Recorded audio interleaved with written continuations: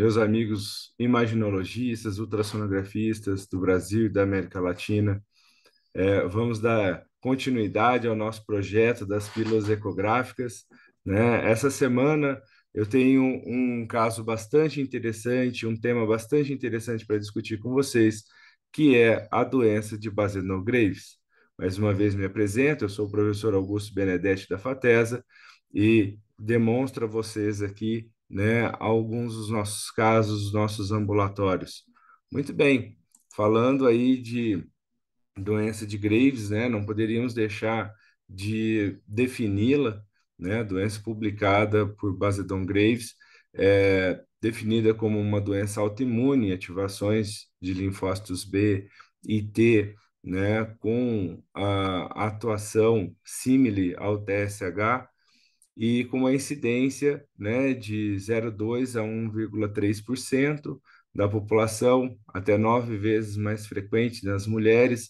Vejam que as doenças tiroidianas realmente atingem, né, mais significativamente, né, o sexo feminino, fora toda a sua possibilidade também de desenvolvimento no período gestacional. E nós temos aí 6% dessas pacientes, né, como pacientes com sintomas ou achados aí subclínicos, né, o que acaba fazendo com que a gente demore mais para dar o diagnóstico e acabe realmente tendo aí implicações mais definitivas no quadro da tireoidopatia crônica.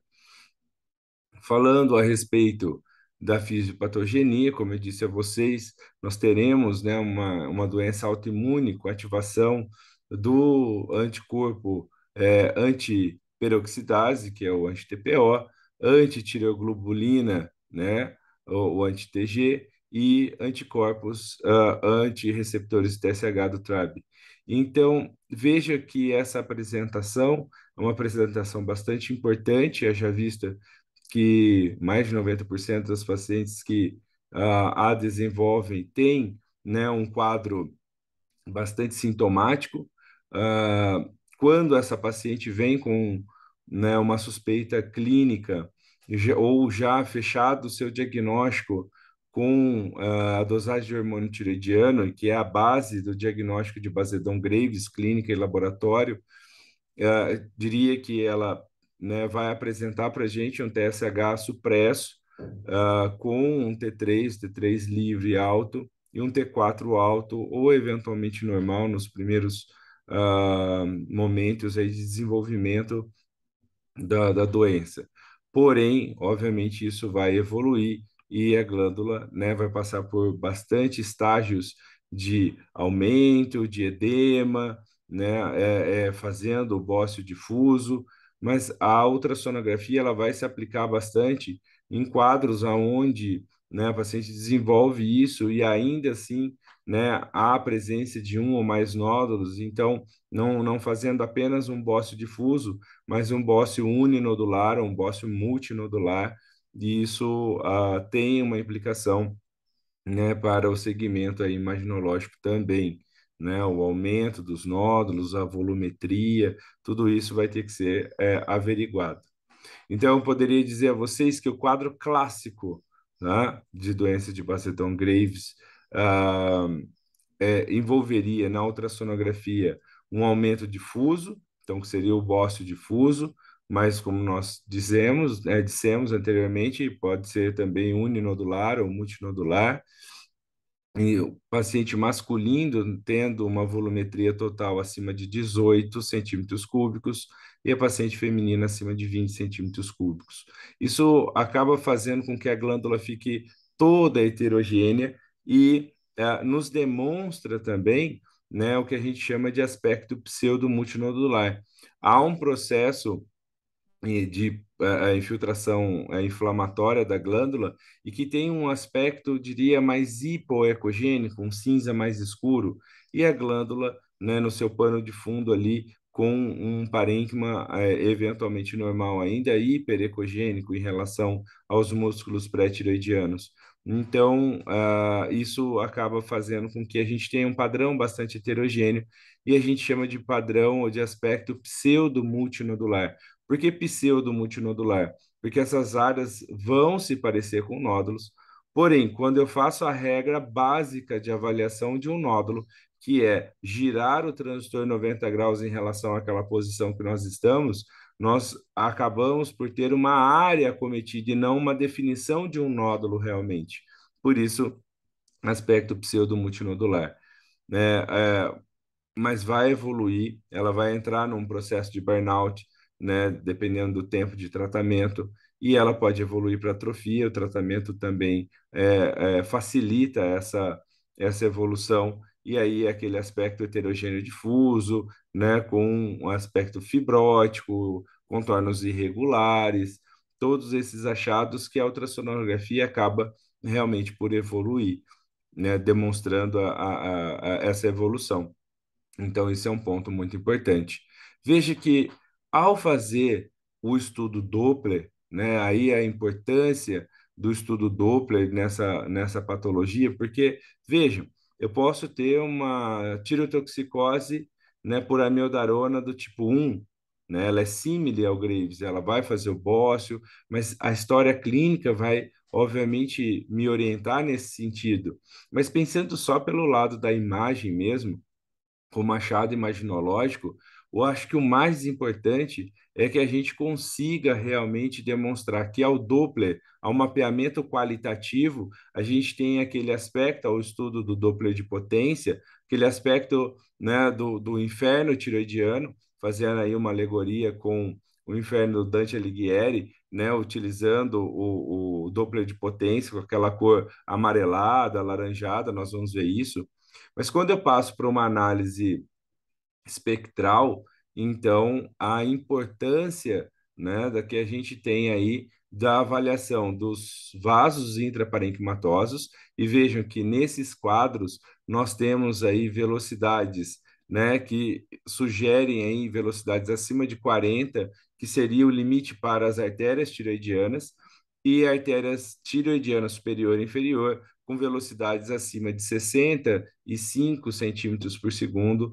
Vejam que essas marcas de velocidades, né, que alçaram velocidades, elas não são possíveis nas outras doenças. Pensando em doença de Hashimoto, pensando em doença de uma tireoidite aguda, né, ou mesmo uma subaguda, a gente não tem velocidades tão altas quanto a gente tem nessa mediação pela doença de Basedon-Graves. Então, esse já é um ponto bastante importante, né? Eu queria discutir, então, coloquei um caso como exemplo aqui, né, em que é observado que a glândula não cabe aqui, mesmo usando, né, a função trapezoidal. A gente está num corte axial, vendo aqui a traqueia com a sua sombra, e veja, né, esse aspecto de áreas heterogêneas, hiperecogênicas, hipoecogênicas, fazendo com que muitas vezes sugira ser um nódulo, né? Mas quando a gente faz aí a rotação de 90 graus em relação aquele suposto nódulo, a gente não consegue, obviamente, definir, né, que aquilo é um nódulo. Então, esse aspecto, né, que vem aí com uma palpação dolorosa, uma palpação aumentada da glândula, né, se traduz na imagem ultrassonográfica aí como esse aspecto, né, que a gente está vendo aí do bócio difuso. Veja que a gente tenta muitas vezes fazer a medida, né, com a função trapezoidal e seguindo aí os preceitos do que o Colégio Brasileiro de Radiologia fala, que a gente vai fazer a volumetria, primeiro iniciando pelo linear, depois pela função trapezoidal do linear, depois para o convexo abdominal. Então, veja que aqui eu consegui um longitudinal de 4,2, mas quando eu vou para esse mesmo paciente fazendo a medida com o convexo, eu descubro que, na verdade, ele tem quase o dobro. Então, entendam que vocês, eu sei que não tem qualidade, né, de imagem, não tem boa definição, mas o que eu quero não é definir nódulos, definir a homogeneidade ou heterogeneidade do parênquima tiroidiano. O que eu quero é fazer medida. E aqui o convexo ajuda muito. Uma boa dica para vocês é preencher todo o cristal, né, realmente do seu transdutor ali com um bolsãozinho de gel, tá? Isso facilita acoplar aí na região cervical anterior.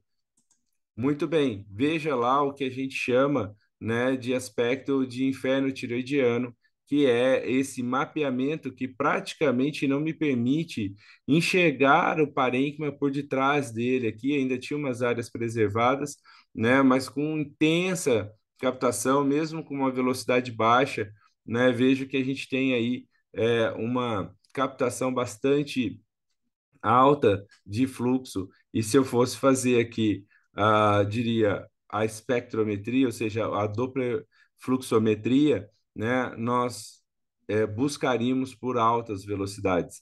E é isso, ó, fazendo, né, o Doppler da artéria tiroidiana inferior direita e da artéria inferior esquerda, veja que nós chegamos aí a velocidades acima de 65 centímetros, né, por segundo, veja lá, em torno de 80, aqui em torno de 90, né, demonstrando uma alta diástole, mostrando que o metabolismo realmente é muito alto aí, que a glândula demanda um hiperfluxo, né, para o seu parênquima, e que isso altas velocidades, e que não é visto, né, realmente aí nas outras patologias. Então, veja, essa é uma paciente que chegou já com, né, um diagnóstico clínico, com a dosagem hormonal demonstrando isso, um TSH supresso, um T3, T4 bastante alto, e a imagem, né, só vai traduzir ecograficamente aquilo que nós já estamos vendo e vai, obviamente, ser uma ferramenta ao clínico, né, para o desenrolar do caso, a efetividade de tratamento junto com o laboratório, né? Tudo, até eventualmente um quadro aí de uma recidiva, né? De uma reativação. Tudo isso ajuda bastante aí, traz uma segurança muito grande ao clínico, né? Para que ele possa fazer aí esse diagnóstico. Muito bem. Espero que vocês tenham aproveitado essa pílula ecográfica dessa semana. Doença de Basedon-Graves, uma doença bastante aí, diria, florida, né, de sintomas, de sinais e sintomas, um quadro clássico, né, aí associado a toda essa sintomatologia, né? Gostaria de deixar a vocês aqui também o meu e-mail institucional, né, a minha direção aqui do Instagram. Entrem em contato se vocês precisarem solucionar alguma dúvida, algum pedido de algum material para estudar, uma orientação de estudo. Eu estou à disposição de vocês. Espero que vocês tenham aproveitado e até a próxima pílula ecográfica da próxima semana. Muito obrigado.